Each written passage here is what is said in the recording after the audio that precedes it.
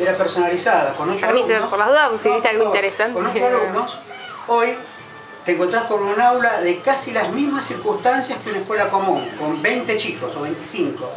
Y en vez de tener un docente ya profesional, sin desmerecer el joven, que es lo que quiere hacer, de repente es perfeccionarse. Y qué mejor ir a una institución, pero en vez de estar acoplado al docente, lo ponen. Entonces, ¿qué hacemos? No le pagamos cargas sociales, no pagamos nada, y la educación... O sea, no hay que desmerecer el joven, me parece lógico que el joven venga y estudie o trate de mejorarse, y qué mejor acercarse a una institución. Pero no en esas condiciones. Si vos te acercás acá, yo te digo, hacete cargo del área de informática.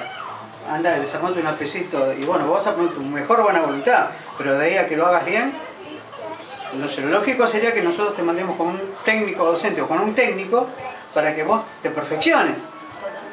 ¿Entendés? Hay un montón, bueno, por ejemplo, acá la mayoría de nuestros alumnos van a la escuela Gatti y ponen maestros de educación especial como carpintera, maestros de educación especial como encuadernadora. Claro. Pero necesitan un carpintero que esté ahí. Que sea carpintero, no una maestra que haga de. Entonces la maestra va y pregunta adentro.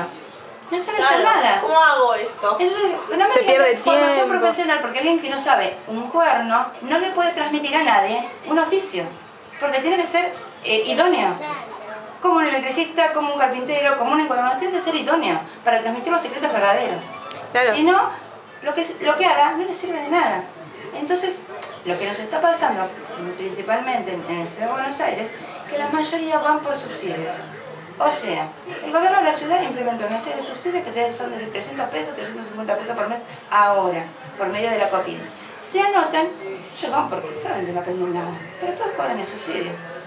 Ahí estamos a lo es que una trampa del asistencialismo, es una trampa que hace el gobierno, lamentablemente vergonzoso, y voy escrachada, no importa, se le encanta la crónica.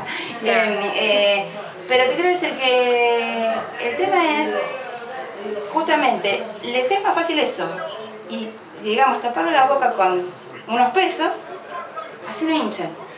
Los entretienen 1 año, 2 años. Ellos mientras juntan plata ya cobran un lado pensión, de otro subsidio, de otro lo que plan, decíamos, las de políticas sociales. ¿Ves? Si el gobierno no regula la partida de dinero que va, ellos justifican que están dando 300 subsidios.